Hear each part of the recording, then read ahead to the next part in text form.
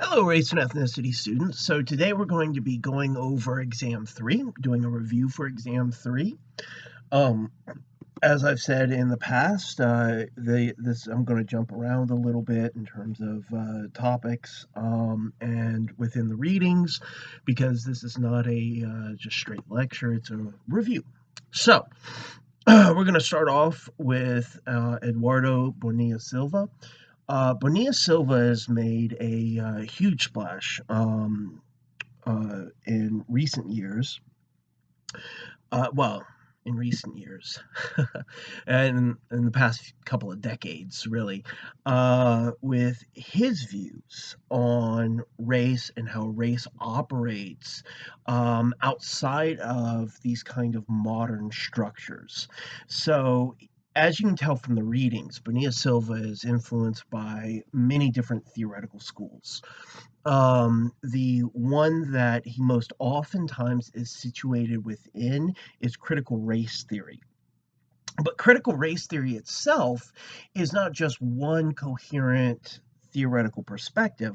It has multiple influences going in. And as you should all know by now, especially after reading Lopez, critical race theory gets its start within critical legal studies and then breaks out into the social sciences from legal studies. So Bonilla Silva here, one of the things that he's doing is he's focusing on narratives.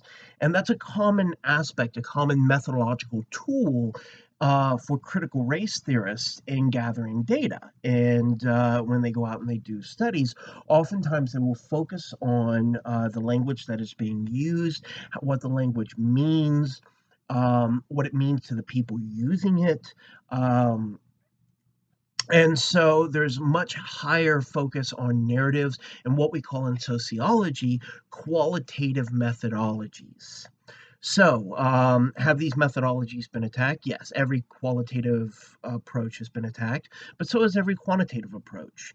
No matter what kind of interpretation you do using whatever methodology, whatever scientific methodology you use, there is that realm of interpretation that's going to be there.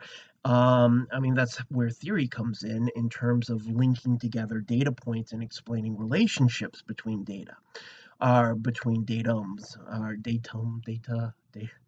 datum is singular, data plural. Anyway, so let's get into the details a bit more. Now, keep in mind, his main methodology is using this narratival research, researching narratives, the stories we tell, right? So, Bonilla Silva argues that one of the ways color blindness can be demonstrated to be ideological, thus social, and not based on individual beliefs, is that European Americans who were interviewed for the study use some form of colorblind racial frames. And so every European American person who was interviewed for the study that Bonilla Silva is doing and that you're reading, uh, used some form of colorblind frames, and many tended to use the exact same rhetoric or the exact same words and the exact same arguments. They told the same stories to justify the racial beliefs. And so that illustrates that it's not just an individual sitting down and saying, well, based on my personal experience, this is what I think. If it was all based on just personal experience, then we wouldn't see this pattern over time of people using the same kinds of narratives and using the same rhetoric to express those narratives. Bonilla Silva originally wrote this book uh, 15 years ago, more than 15 years ago now, I think.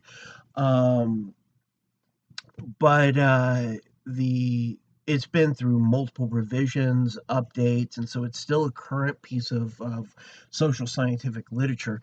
Um, because he keeps updating it.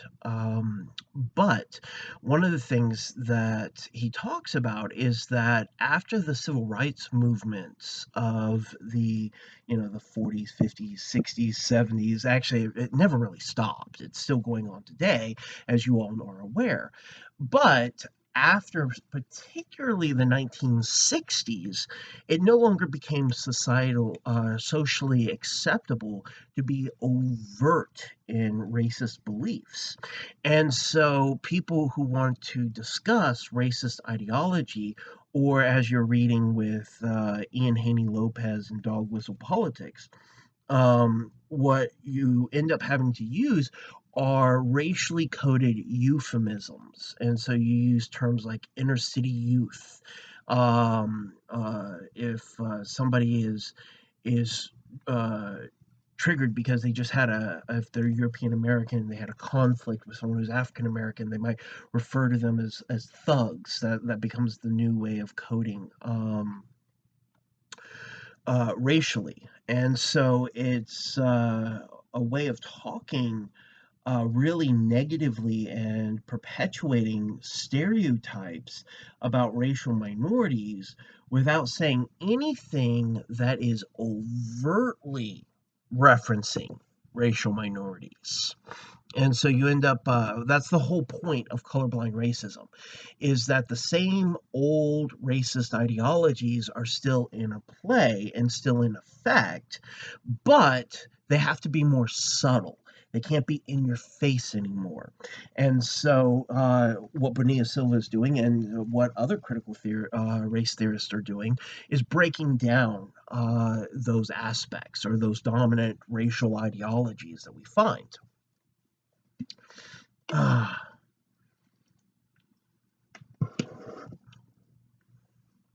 Now, when we're talking about semantics or semantic moves, we're talking about rhetoric.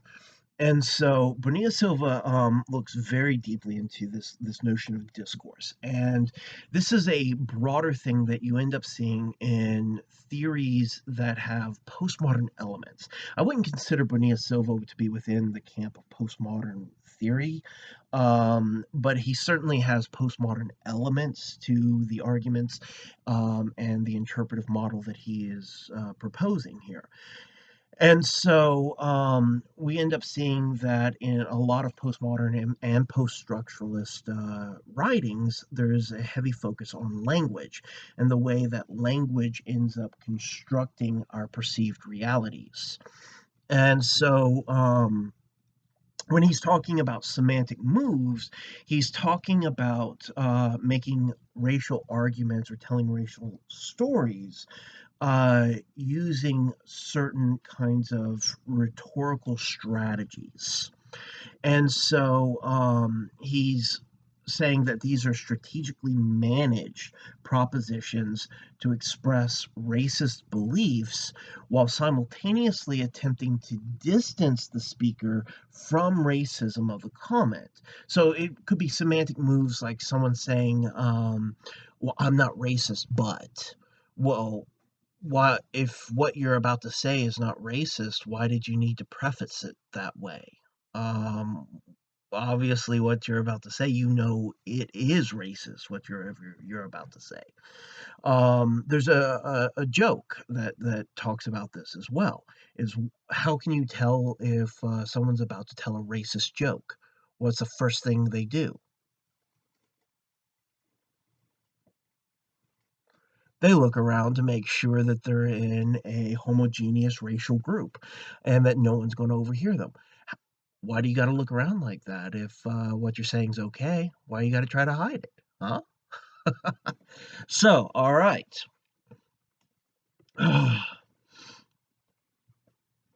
Make sure that you look at the different rhetorical moves. He goes through and ends up giving many different examples.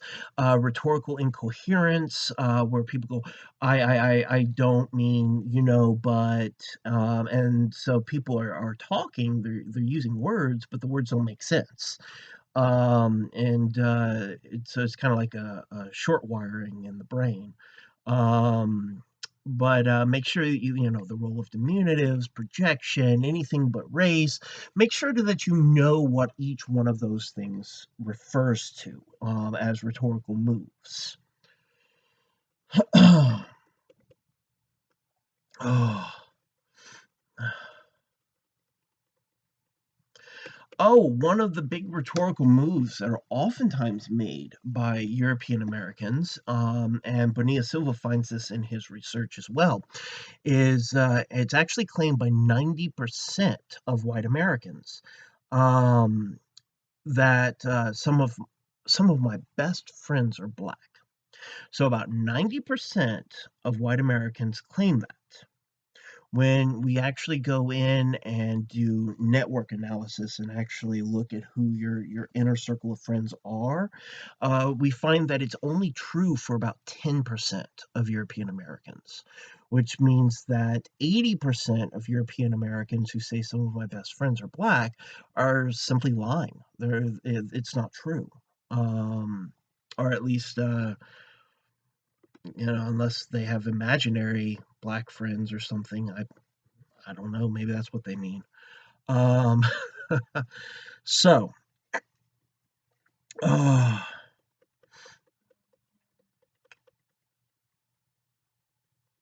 so according to Bonilla Silva, because colorblind racism's racial stories tend to happen to someone else, they always tend to be, oh, my cousin's friend, lost his job to a minority person. It's never, I experienced this directly.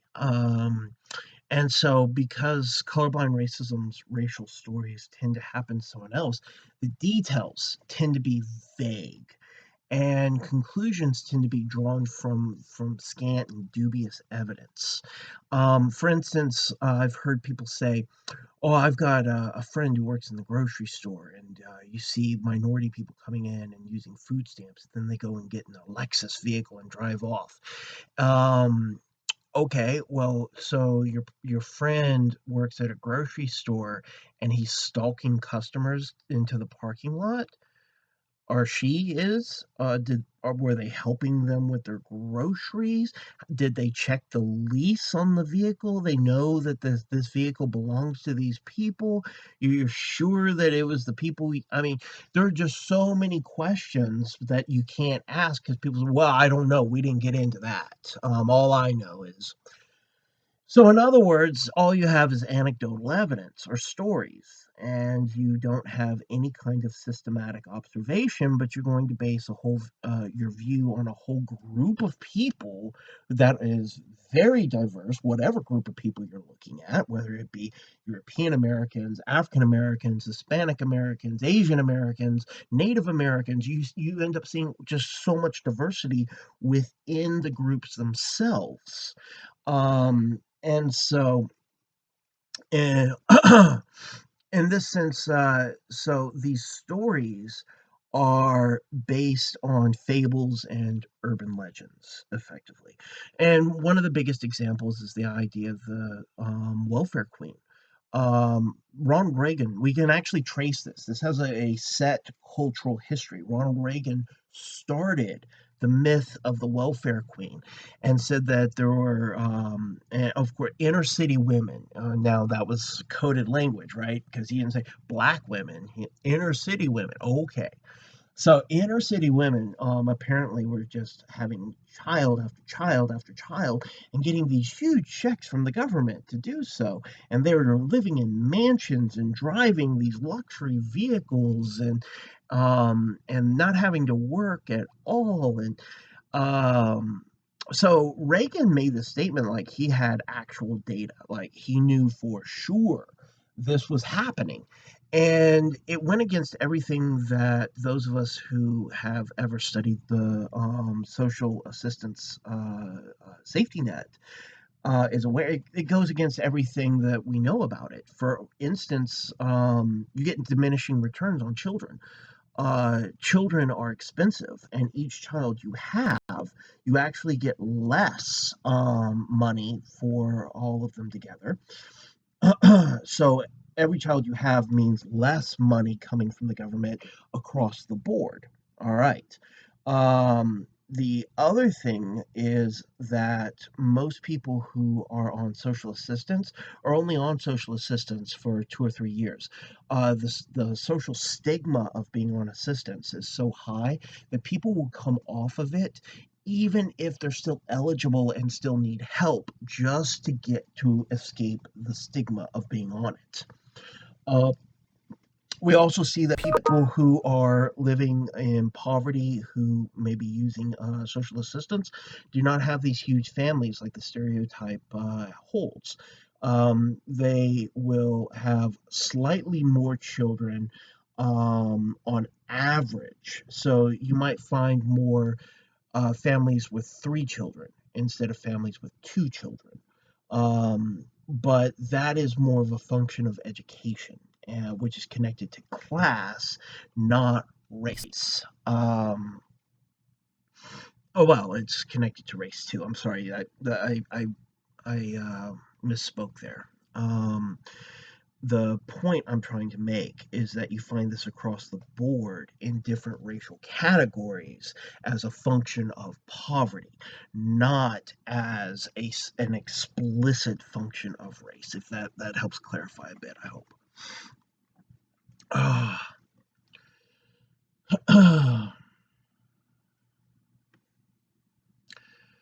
Make sure that you pay attention to the colorblind racial stories that dismiss the history of Jim Crow segregation.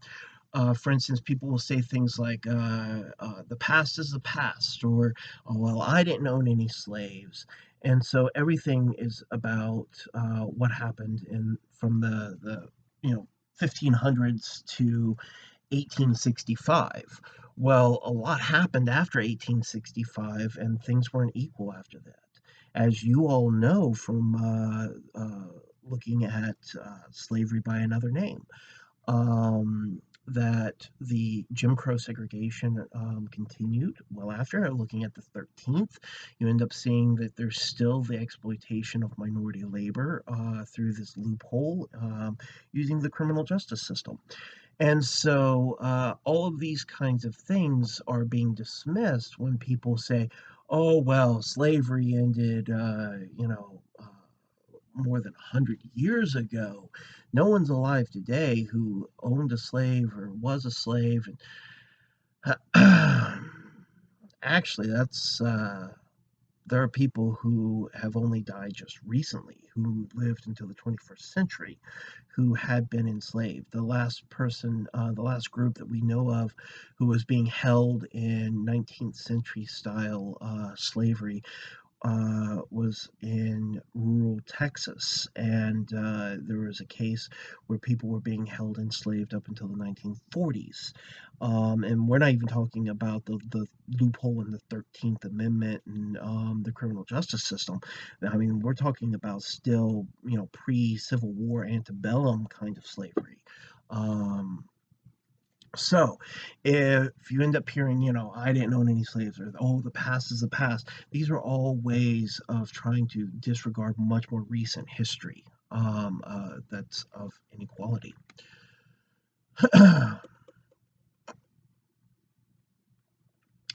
So, Bonilla Silva found that respondents' testimonies about positive and negative interactions with Black people were presented in order to support racist stereotypes while simultaneously distancing the respondents from their own racism.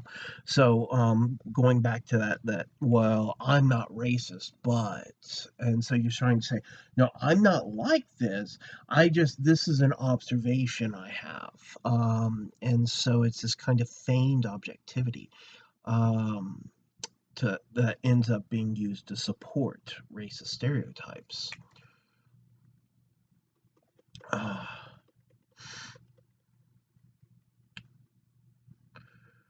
Now, the colorblind racist stories that rely on what Bonilla Silva calls the Trinity formula, make sure you look up the Trinity formula, are where respondents admitted to having racist relatives who is close to them, but then distance themselves from the person they just admitted was close.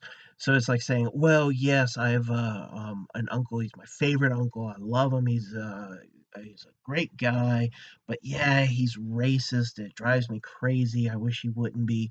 Well, and I can't stand it when he starts saying racist things. And well, you just said he was your favorite uncle. You loved him, and you loved hanging out with him. If he's a raging racist, then he's probably saying racist things on a regular basis. Um, why do you like him so much? All right. So it's a way of having your cake and eat it too, in other words.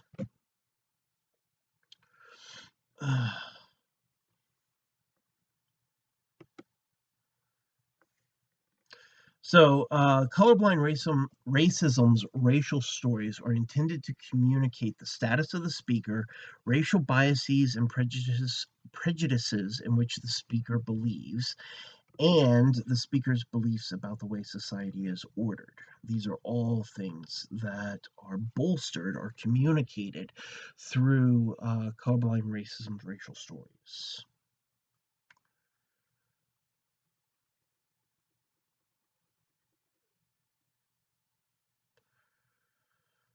Now, in reviewing literature on race, Bonilla Silva identifies four main strains of thought.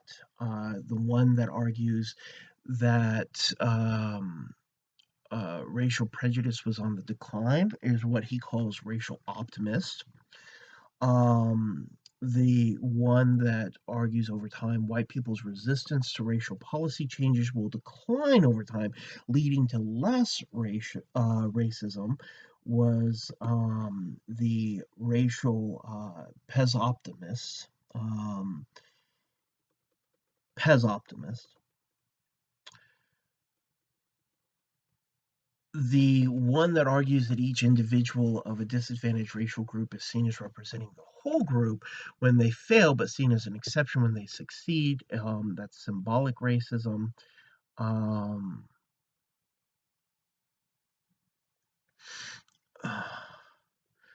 and then the one that argues that American economic thinking has been applied to American racial thinking with the results of resisting efforts to change collective positions is called laissez-faire racism. Make sure that you know the four colorblind racist frames. I mean, those are so important. They're the backbone to his theoretical perspective. And so, placing value on the individual over the group, and that denies systemic racism, is abstract liberalism. Now, keep in mind when we're talking about liberalism, we're talking about classical liberal philosophy. And so, if you want to put that within the political context of the United States, the political party that espouses classical liberal philosophy would actually be the right, Republicans, not the left. The left is more collectivistic, whereas classical liberal philosophy is much more individualistic. And so there's much more emphasis on the individual and a denial of the collective. And so, in this sense, if you're trying to argue from a sociological perspective that we have to understand these things as systems and as collectives, and somebody's coming at it from only an individualistic perspective, they're not going to be able to see these systemic kinds of inequalities that have been inherited across generations. And so this is abstract liberalism. Now, abstract liberalism is old, and it was originally used in economic ideology, but then was extended from economic ideology to racial ideology. Now, abstract liberalism dates back to the Enlightenment as a philosophy. Um, and I think I've said this in a video for this class before, but I can't emphasize enough when you're actually talking the way we politically as Americans use the words liberal and conservative is not accurate really. It's again, it's the right who are actually espousing liberal philosophy. Well, in the classical sense. Well, and in terms of neoliberalism too. All right, anyway. Look, this is not a philosophy class, so I don't want to get lost in the weeds here. Let's get back to the review. So make sure that I know you. Oh, maybe see my little kitty Lucy back there. He likes being a part of it, but make sure that you understand what naturalization is. Naturalization is the colorblind racist frame that argues people naturally graduate towards people like themselves, and it doesn't stop to ask why race is being treated as such an important marker of identity. It's like, well, all my friends are white, but that's because I'm white, and so I just have grown up around people like me, and it makes it sound like it's so benign, but it's a passive form of racial prejudice that's being expressed there, in the sense that it's just natural for different races. Now, if it's natural for different races and you believe that ideology, then what you're doing is naturalizing the concept of race itself. Whereas we've talked at length at the beginning of the semester about how there is no biological basis for the concept of race, that there's an entirely a social construct that has very real consequences for people's lives, but at the same point in time doesn't exist in any kind of biological sense.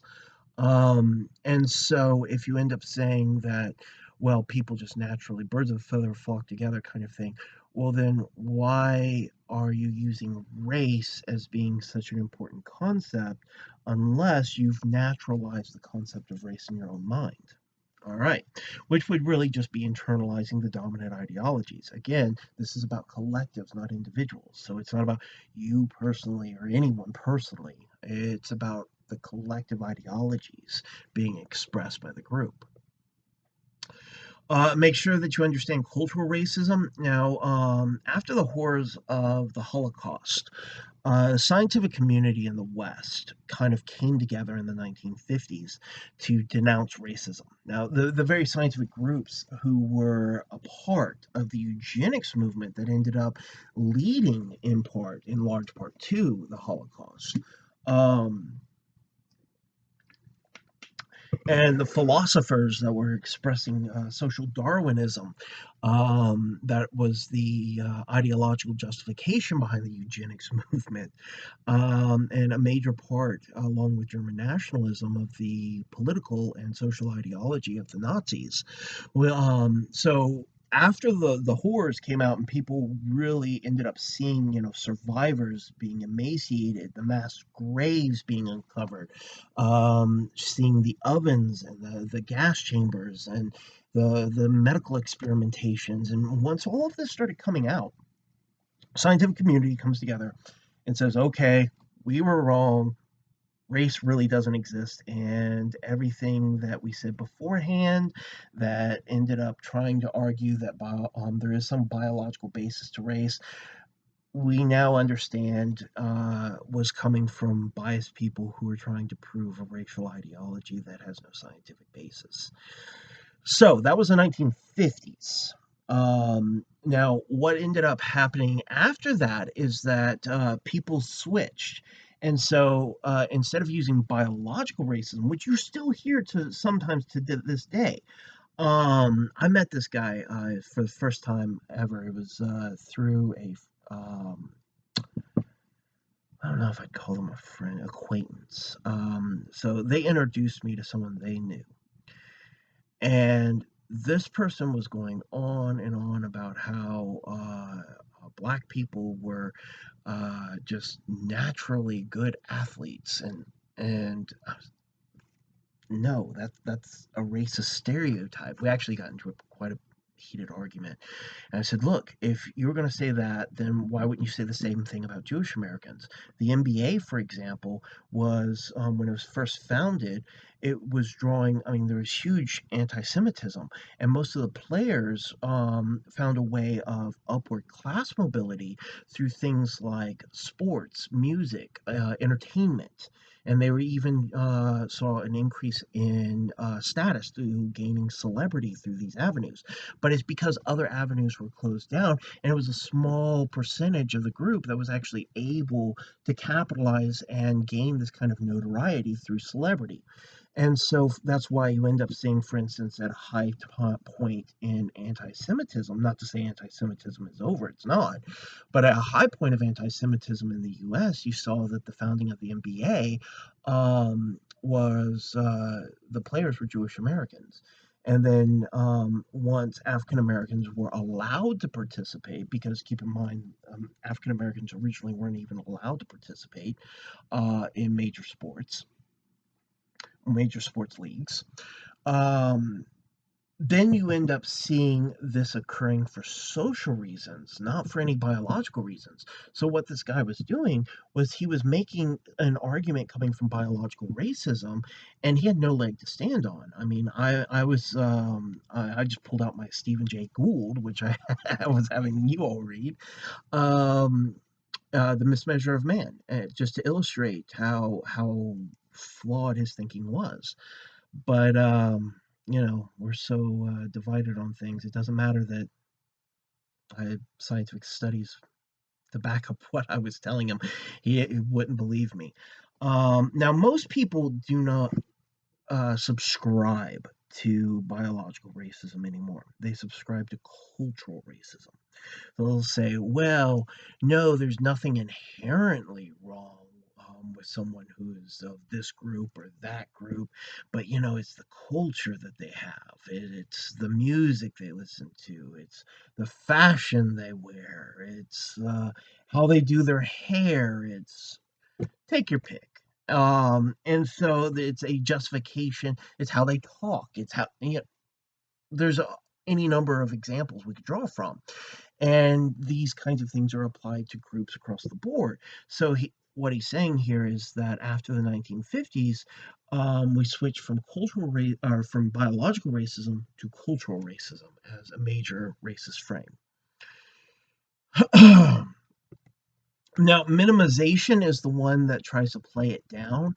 So it will be an acknowledgement, for instance.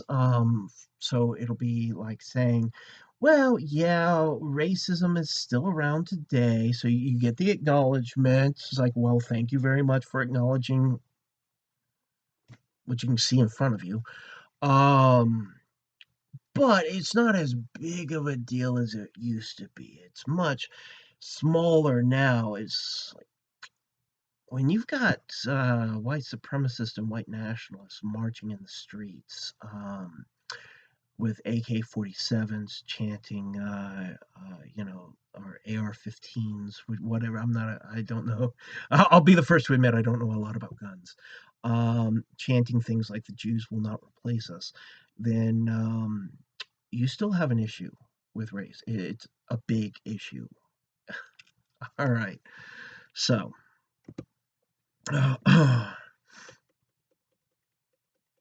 make sure that you've watched Slavery by Another Name, The Deadly Deception about the Tuskegee syphilis experiment, and The 13th.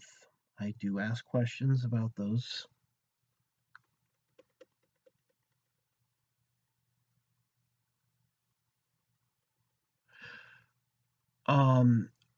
Now, there are some gimme questions in here, like in Jimenez. The untitled piece that begins part 3 was what? Like, what kind of writing was it? That's intended to be a gimme question. And so, since it's already such an easy question, I'm not going to tell you. Go look it up if you don't know. um, so, as read in Jimenez, the narrow focus on the American black-white racial dichotomy often ignores state-sanctioned violence against Native Americans and Latinx peoples. And so, as I've said before in previous videos, that the white-black color line, it tends to be the most focused on in the study of race and ethnicity because it is the original color line around which everything else was then oriented. You saw that in the legal construction of race and talking about the 52 racial prerequisite judicial cases, right? So, in this sense, then, the social sciences have, in studying race and ethnicity, have done a heavy focus on the white black color line.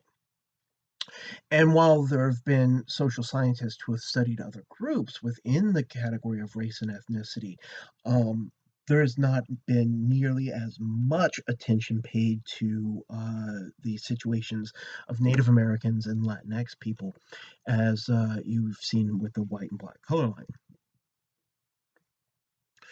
And so it's not saying that we shouldn't focus. I mean, Jimenez is not saying we shouldn't focus on the white black color line. Um, she's saying, that we should look at as many groups as possible. And that's one thing I've tried to do in this class is not to make it all about just the white-black color line, but show how complex this whole concept of race and ethnicity is, and how different the experience of race and ethnicity is for multiple groups, depending on which group you're talking about, or mixed groups, or what have you. And so that was at least my intention in designing the class, is to try to get at the complexity of all of this. Now,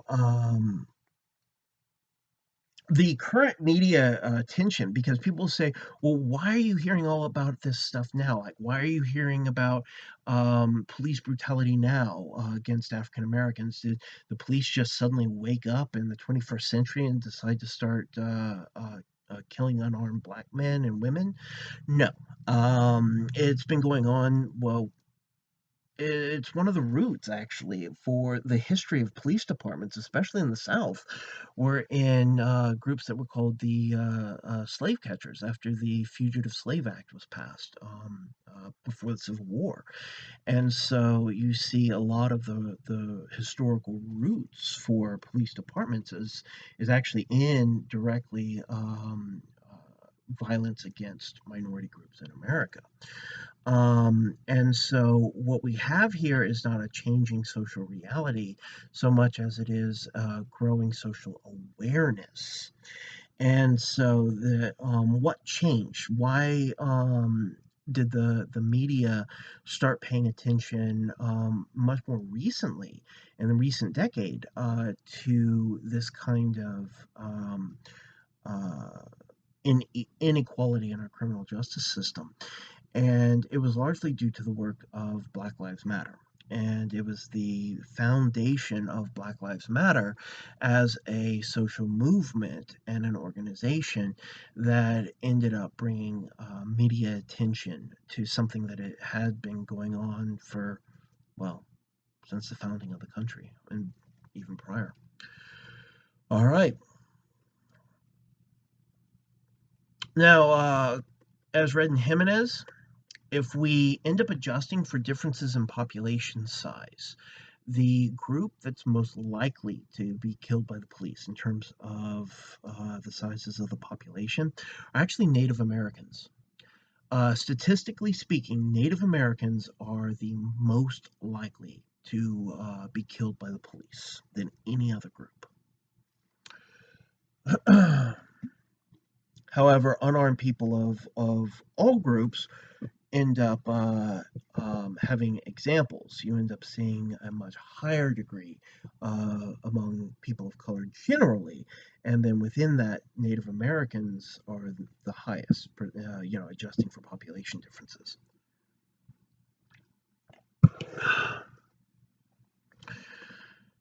Also within Jimenez, an example of the violence against Native Americans today, the term is used by European Americans who are racist against Native Americans to refer to lynching Native Americans. And the term, I hate saying this term, but it's referred to as Indian rolling, is what it's called. All right. The immigrant group most likely to be deported in the U.S. are those with African and Latinx ancestry. Those are the groups that are the most likely to be deported from the U.S. And this has been true for decades. This is not something new. According to Monica Lugo, due to underfunded public education system, Mexican students go through many years fewer of education than their American or Canadian counterparts due to the underfunding.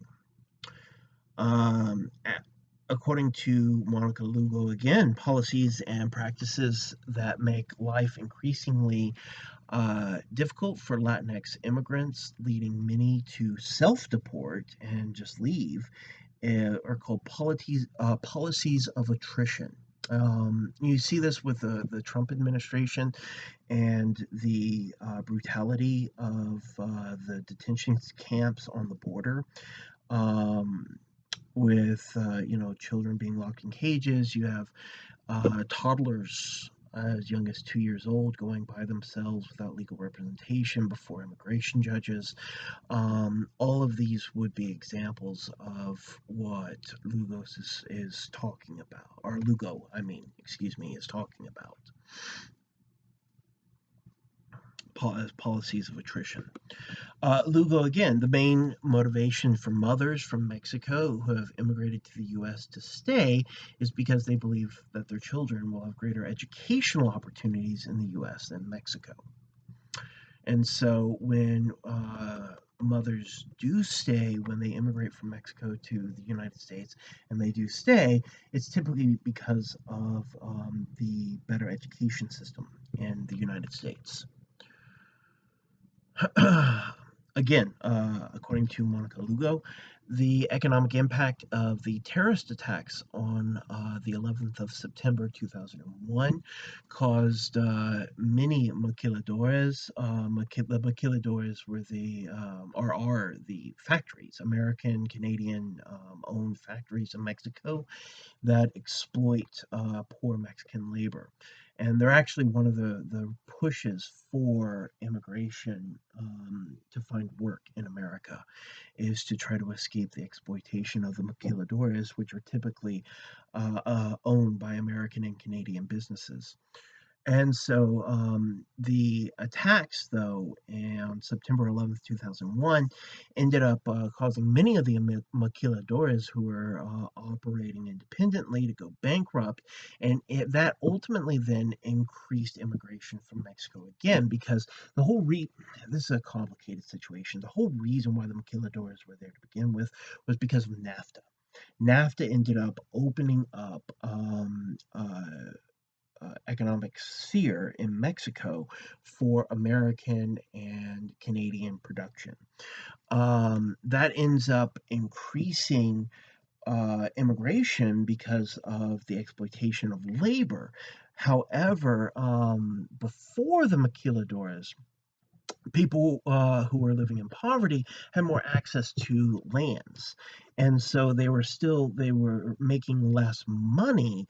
And so if you are measuring poverty in terms of income, they were living in greater poverty before the maquiladores. But the land that they had access to, they were able to grow food. They were able to survive. And so once the maquiladora shut down, but the land is still owned by private interests, then you're not able to go in there and make food like before. So the maquiladoras increased immigration to the U.S. due to labor exploitation and low wages. But then when the maquiladora shut down, that ends up increasing immigration even more because people still don't have access to other ways of survival. With Lugo,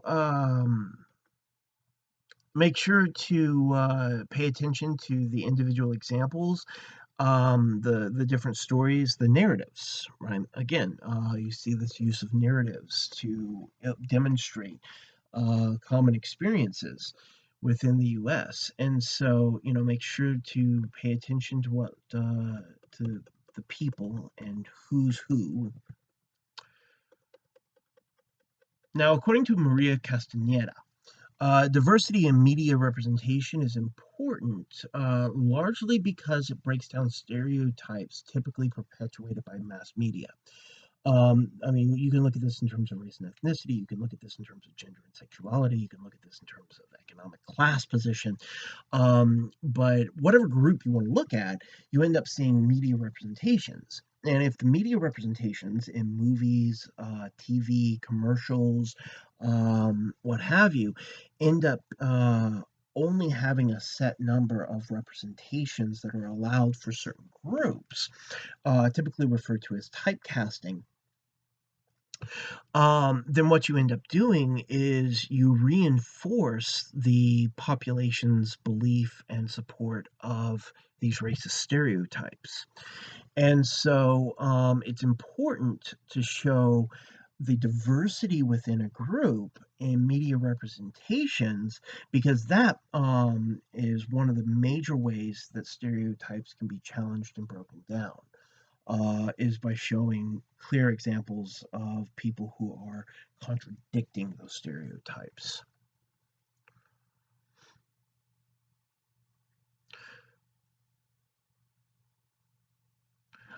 So, also sticking with Castaneda, the mass media commonly misrepresent people of color. It's a common thing in mass media even today. And this has been not just race and ethnicity scholars have pointed this out, but sociologists of culture have pointed this out, cultural sociologists. Um, and so, still with Castaneda, despite a high degree of diversity between racial and ethnic groups, as well as within racial and ethnic groups, media representations typically show people of color generally as being hypersexual, criminal, and poor. Those are typically the stereotypes that are reinforced across the board with people of color. Now, are there exceptions? Yes, of course. We're not talking, we're talking about the overall pattern. There are certainly exceptions, and those exceptions are starting to grow, and they're growing because of people like Castaneda who have been criticizing media representations for decades now. Um, When media use old stereotypes to represent people of color in order to get higher clicks or rating, media corporations are engaging in media exploitation. Um, some of you may remember several years ago, there was, I'm trying to remember now even where it was. I can't remember geographically where it was. I just remember that there was a fire and a black woman ran out of the building she was living in without her shoes, and people asked, well, why didn't you stop and put your shoes on? And she said, ain't nobody got time for that. And then that ended up becoming this meme, and she got this degree of celebrity, but it was a degree of celebrity through media exploitation. It was because she was being seen as fitting racial stereotypes about poor black women. In her use of language and her directness and even her lack of shoes. And so uh, you end up seeing that, did she run out without her shoes? Yes. Did she say, ain't nobody got time for that? Yes, she said that. But why did that become such a big deal? That one person, that one statement. It was, again, because of media exploitation. All right. The media typically represents people of color as being not real Americans, as being threats, and as being criminals. Now let's turn our attention, still within Jimenez, but we're turning our attention now to Eduardo Velasquez. Now Velasquez, uh,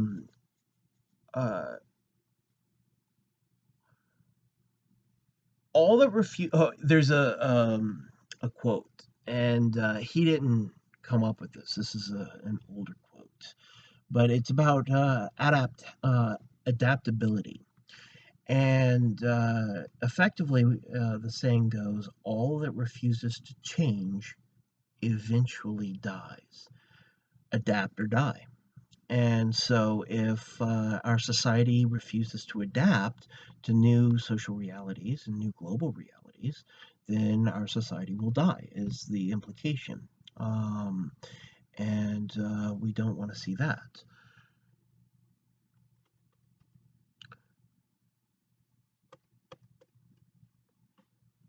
Still within Jimenez, we're going to turn our attention now to Shannon Gleason. And despite myths to the contrary, undocumented immigrants do not compete with American citizens for a job, but instead typically fulfill a supporting role to the jobs of American citizens. And so you have primary sector economy jobs and then secondary and tertiary sector jobs. And so what you end up seeing is that American citizens who say, "Oh, they take our jobs," as we'll see with Viva Chomsky, and her busting of some of those myths directly. Uh, that the people who are undocumented are actually having their labor exploited over here. There's a great demand for their labor, and they're not replacing jobs for that would otherwise be done by American citizens. They're doing jobs that are in support roles. And so, for example, the crackdown on the border is, I mean, the degree to which it's been taken is new, but there's always been much more of a crackdown on immigration coming from Mexico, Central America, and South America than there has been from, say, Canada. Um, so, in this sense, this, as you all are aware, should be aware by now, is something that has a long history in the United States. And the idea of immigrants taking American jobs is a common thing that goes back. You just change out the groups. I mean, Benjamin Franklin said the same thing basically about German immigrants. They were taking jobs from the English colonists. So, just depending on which group's the focus at the point in history.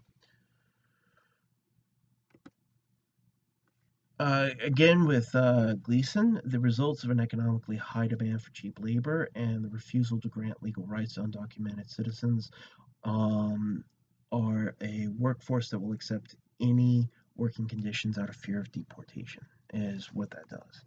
And so, with the high demand for cheap, exploitable immigrant labor, and the lack of opportunity to gain citizenship and thus take advantage of rights that you would otherwise have in work, you end up having a group who are afraid of deportation and will therefore accept awful conditions. Oftentimes, they get trapped here. And so you'll have people who will come over and then they're kept in conditions that are very close to enslavement. Um, Walmart had a scandal several years back because it came out that they had hired undocumented immigrants from Mexico to clean stores at night in some states. And what they would do is they would lock the stores. So if there was a fire or anything, people couldn't get out, they would die. Um, but yeah, that was just a few years ago that that came out.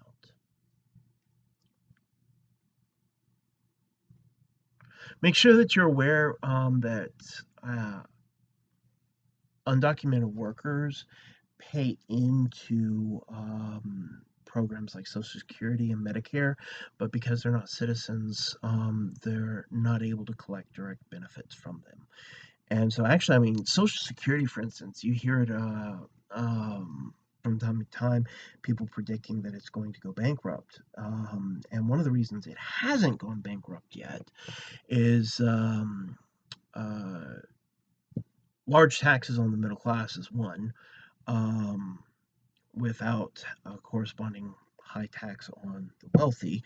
But you also end up seeing undocumented workers paying in and not being able to collect back out, as also feeding in and supporting, bolstering these kinds of programs.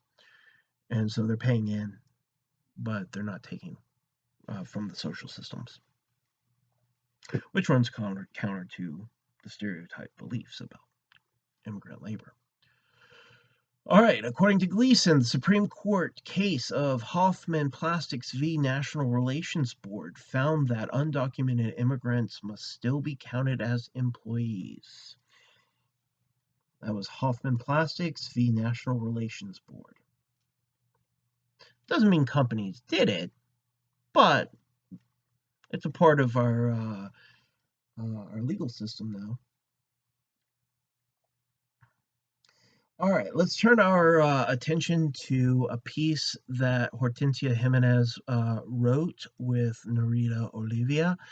And so, according to Olivia, Oliva, not Olivia, the main group that they focus on in their research are communities of college student mothers. So, community college student mothers.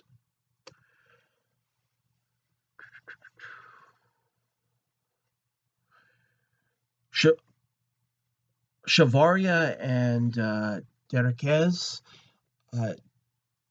due to racial and ethnic inequalities in terms of access to high-powered economic positions and prestigious universities, many Latino youth are facing working-class stagnation.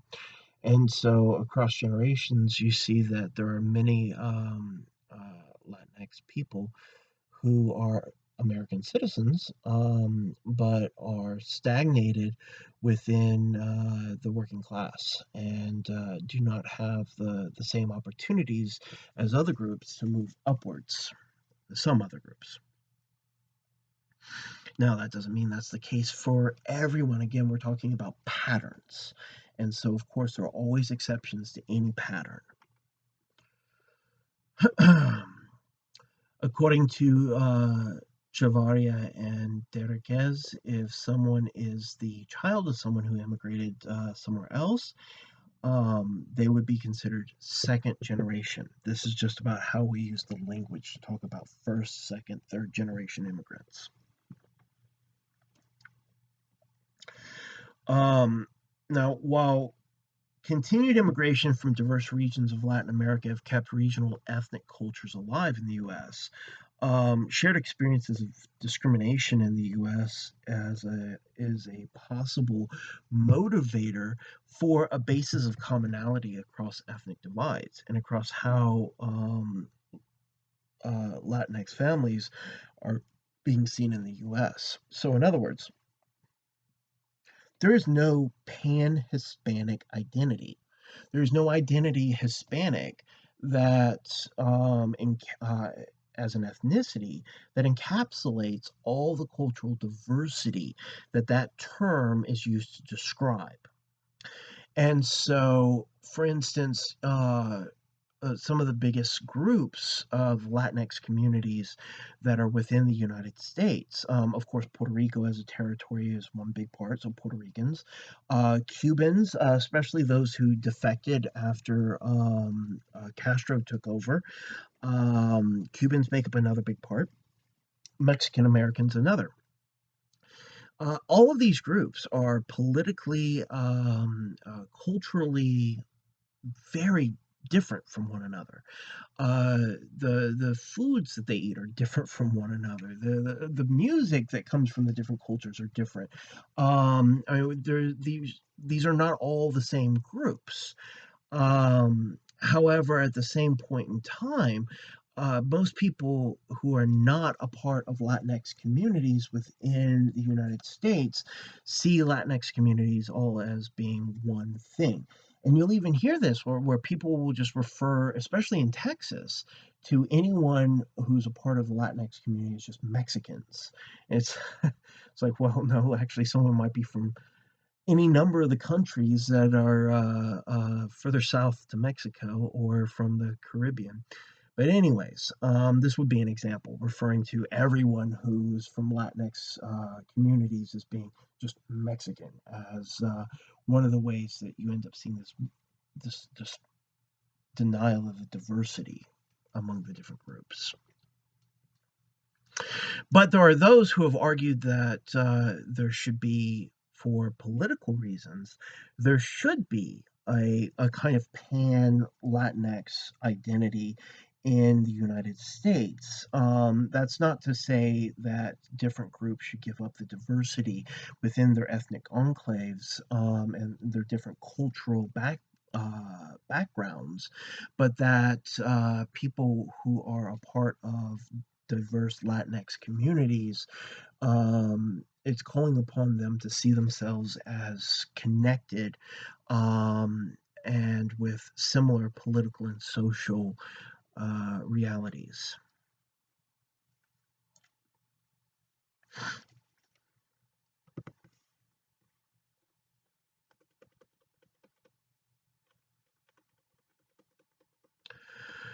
Still with Javaria and Terquez, due to racial and ethnic discrimination, Latino youth's trajectories for educational and occupations are very similar, regardless of how long their families have been in the U.S. And so we're seeing, oftentimes, what you'll see is you can see intergenerational mobility.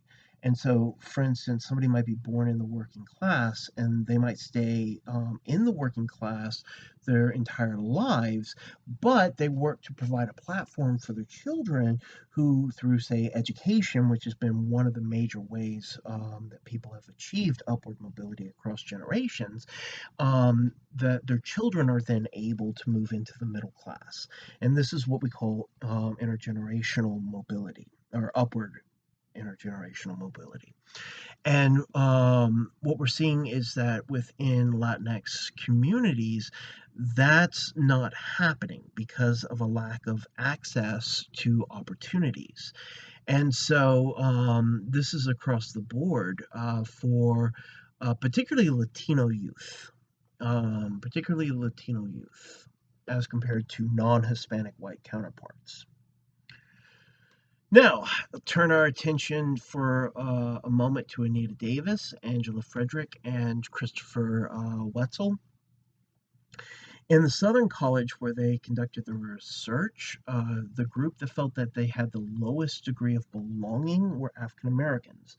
And belonging, I mean, this is a part of diversity and inclusion in any college campus, and that you want all students in your college to feel included, to feel as a part and invested in the college campus, in the college brand, whatever brand that may be. And so, in Southern colleges, what this would suggest is that there's a kind of disenfranchisement of African American students. Again, with Davis, Frederick, and Wetzel, socialization among European Americans often supports colorblind ideologies by teaching that race is a subject that should not be discussed in public.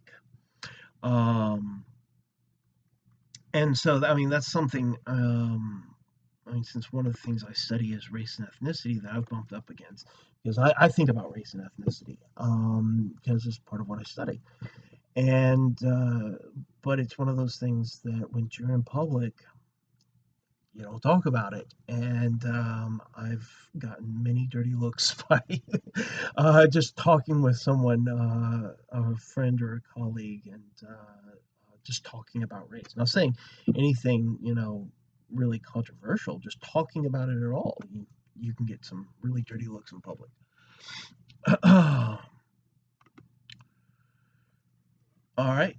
With the same reading and self-report studies, European Americans admit to not talking about race in public, but when they think that they're only around other European Americans, they engage in what is called backstage racism.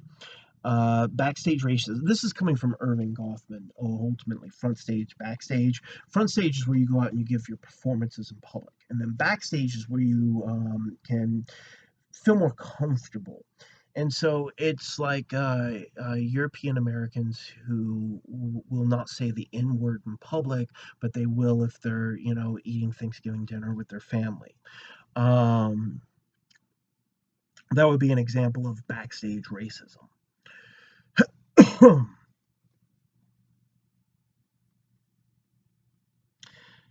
Same readings. The diversity frame in higher education has measurably positive benefits.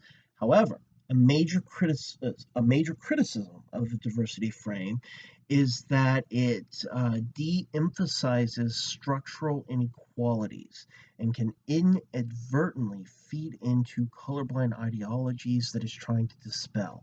So, in other words, it ends up being too individualistic. Is ultimately the issue, is that the diversity model that most colleges use are too individualistic and do not give enough attention to the social systems.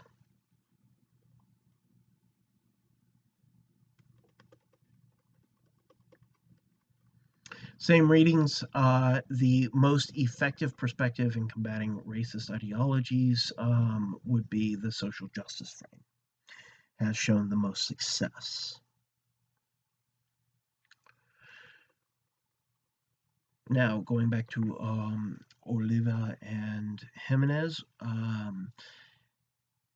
the group of um, the students who are also mothers faced a climate where being mothers was viewed as ruining their students' future. Is that so? Many minority women who are mothers who are in community colleges, or the community college that they studied anyway, ended up finding that uh, having children was, they were constantly getting messages from advisors and from professors that having children was something that was a bad thing for their future, that was something they shouldn't have. Um, which, especially if you already have kids, I mean, that's really disheartening if you hear your teachers and your advisors saying things like that. That would lead you to think that college is not for someone who's a mother, and that's of course especially mothers of color. Now, with the same reading with Oliva and Jimenez, students who are also mothers typically use one of two narratives to talk about being both. Due to a broader social judgment, some students internalize the narrative that they are simply bad mothers, despite the wide range of diversity in ways that people mother children. So there's the idea that they're bad mothers because they're having to work full time, they're going to school full time, and they don't have as much time to spend with their kids as they would like. They're still spending quite a bit of time with their kids, and there's a variety of ways of strategies for mothering. And a lot of these are culturally dependent and they're historically dependent and they change over time. And there's no one right way to be a parent. There are definitely wrong ways to be a parent, like being abusive, but there are many different ways to be a good parent.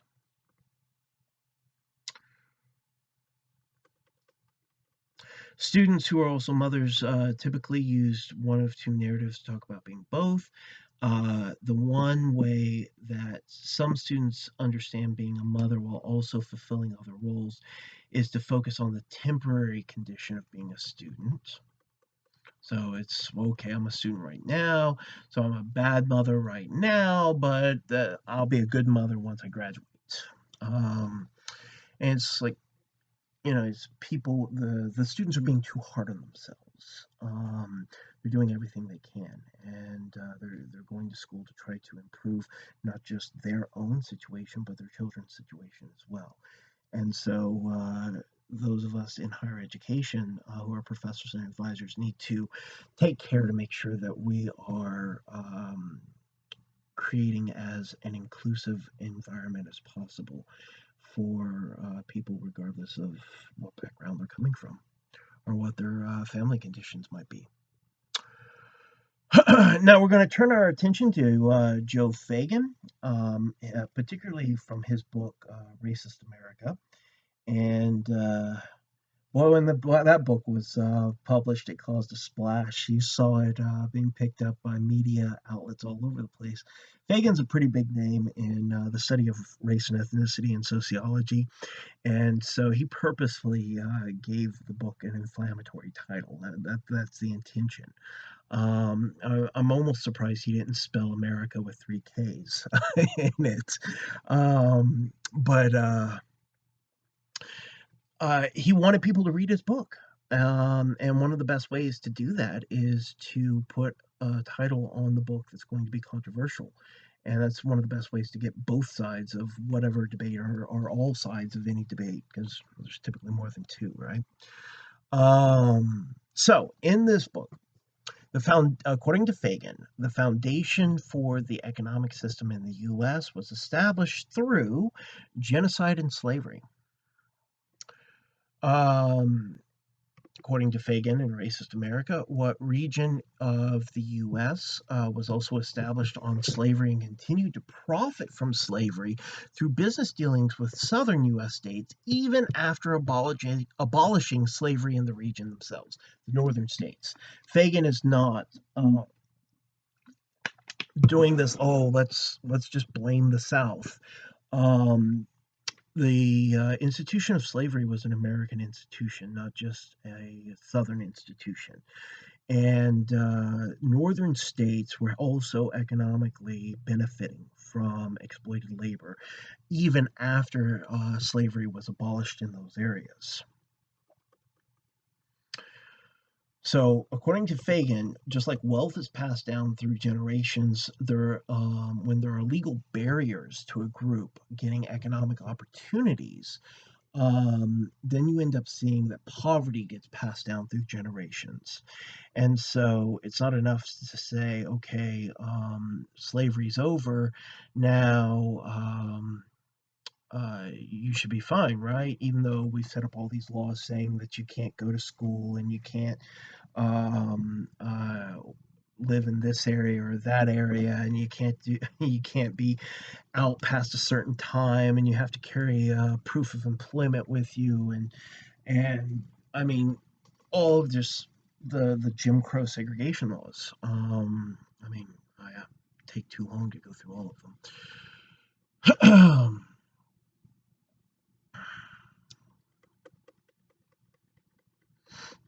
According to Fagan, enslaved people in the transatlantic slave trade faced brutal physical abuse, rape of enslaved women, tight confinement, and the spread of disease. These were all conditions commonly faced. According to Fagan in Racist America, while one dominant ideology in the U.S. is that the U.S. is founded on equality for all, the historical irony that demonstrates that that's not true is that most of the founders of the U.S. owned enslaved people. And so these framers were writing, this country is founded on freedom and equality for all, and they were holding other human beings in slavery. I mean, and that's the fundamental contradiction, the moral contradiction or hypocrisy that's at the very foundation of American social systems and institutions. According to Fagan again, racism did not lead to slavery. That's a common misunderstanding. It was the other way around. Slavery ended up leading to racism as a justification. Racism becomes a justification for oppressing or holding a group of people as being inferior to some other group of people. According to Fagan and Racist America,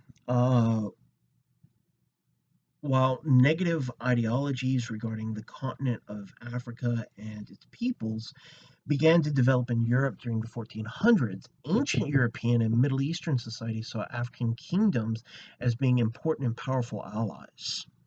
And so, this ended up changing in Europe, in European perspectives around the 1400s. But prior to that, there have been several unions. There were even uh, aristocrats in France who were originally from Africa, particularly the Dahomey Kingdom.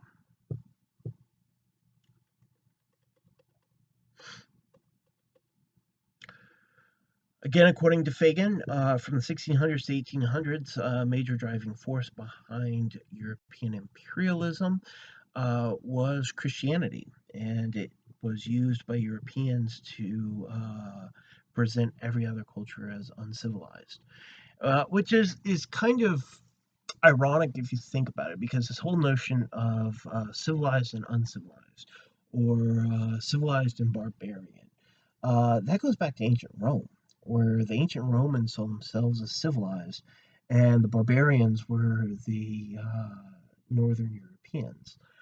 And so you end up seeing, though, that Christianity becomes the justification to view anyone who is not from a Christian culture as being just inherently uncivil.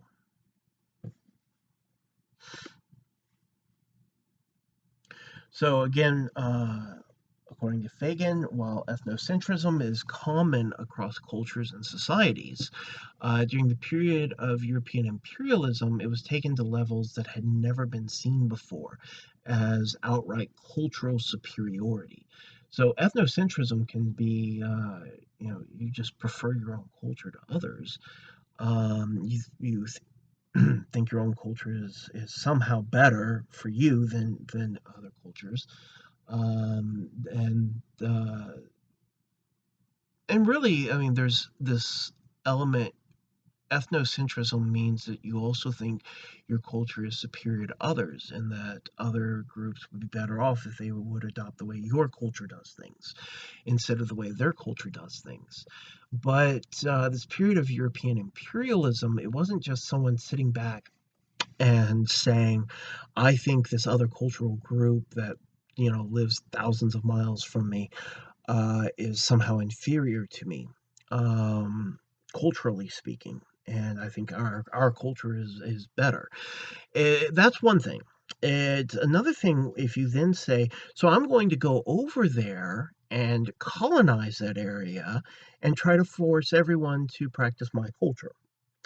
And so that is ethnocentrism on an entirely different level. And it's effectively what we call colonialism. I mean, what is colonialism? It is when a group takes over another group and then tries to make them like the colonizers. According to Fagan, between 1830s and 1930s, racist ideology coming from Europe and the US began to be openly celebrated and expanded, both in terms of expanding the ideology as well as spreading it to the rest of the world.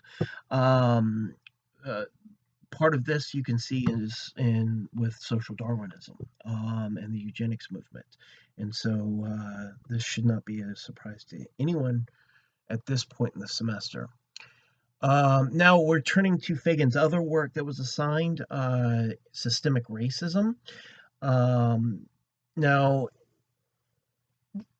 in systemic racism, uh, one of the best ways to describe or define what is meant by that is it's rooted in racist ideologies, social systems from law to science, established policies and perspectives that skewed social benefits towards European Americans and set barriers to other groups. So, if we're going to give a definition or operationalize our terms, right? If we're going to go measure something, to systemic racism, that would be the definition that Fagan would give to it. Continuing with Fagan, while of course there were poor European Americans and also even wealthy people of color, following the Civil War, U.S. practices in granting land and control of major industries ensured that most economic elites would be European Americans.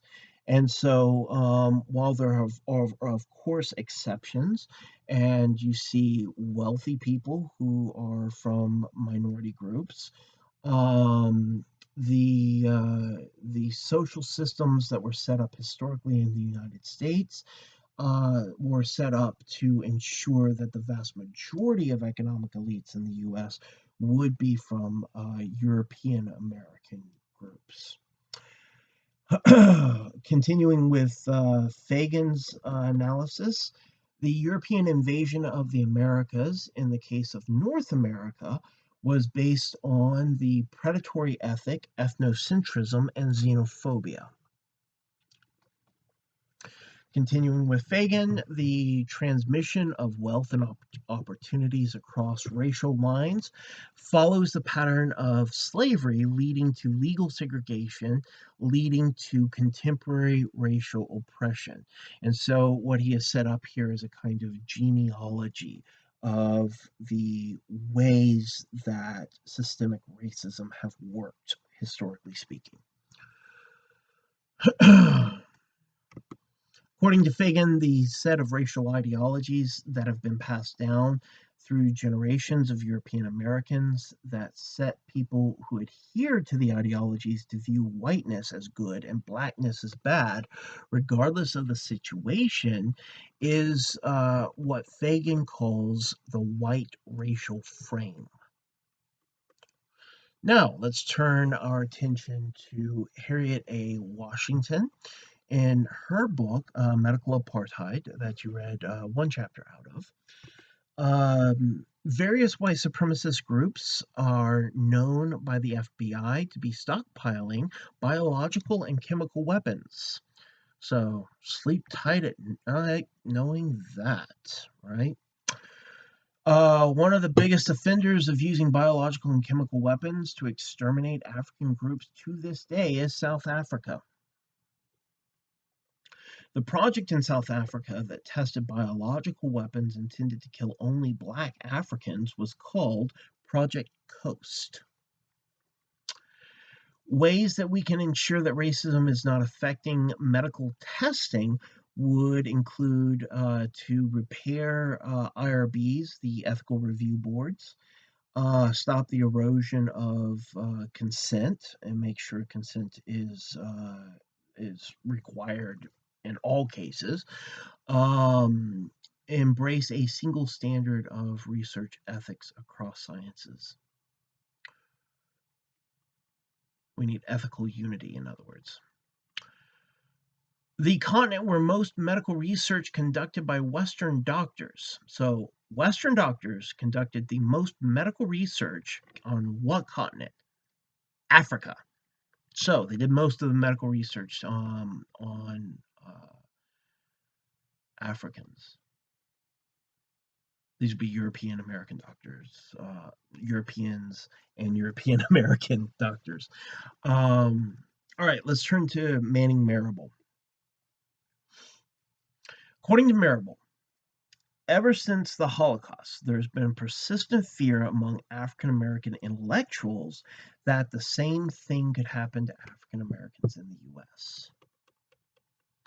Also, according to Marable, systemic violence against African Americans supports U.S. capitalism in keeping working class Black Americans from organizing for improvements, for fear of violence, maintaining a fear among Black Americans about challenging the status quo, and a constant threat against those who would fight for equality.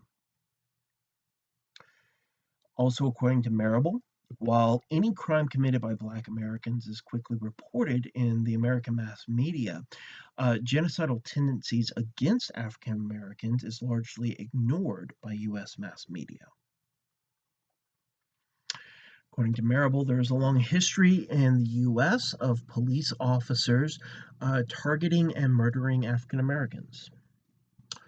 And he goes into that history. I would strongly recommend you read it. According to Marable, actions taken in the U.S. to undermine African American equality is fueled by European Americans' paranoia about losing racial status.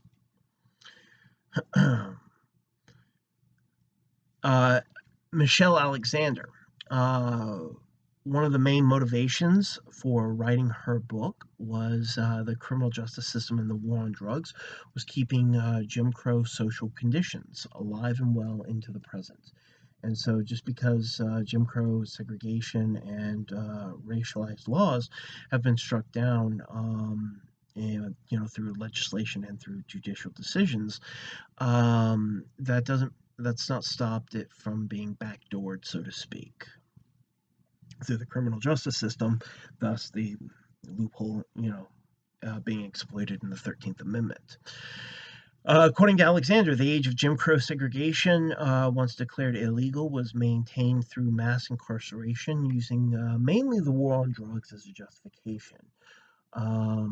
It used to be during Jim Crow segregation, if you were European American and you just saw someone who was African American out walking, you could go up to them and challenge them to prove that they were employed.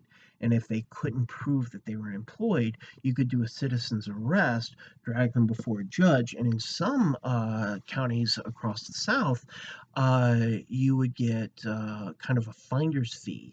So you would get paid for doing this. And so there was an incentive for, just finding any reason in Jim Crow segregation to funnel as many black people, especially, as well as Latinx groups, into the criminal justice system as possible. But once Jim Crow segregation was declared illegal, you had to find other ways of doing it or justifying it. You could no longer use race explicitly as a justification. That would be illegal. And so this is what Michelle Alexander is getting at with the age of mass incarceration and the criminal justice system as being a new new form of Jim Crow segregation and disenfranchisement. Because in most states, Florida being a recent exception, if you have a felony on your record, you are not allowed to vote, even if you've done your time and as people say, paid your debt to society. You still maintain that disenfranchisement.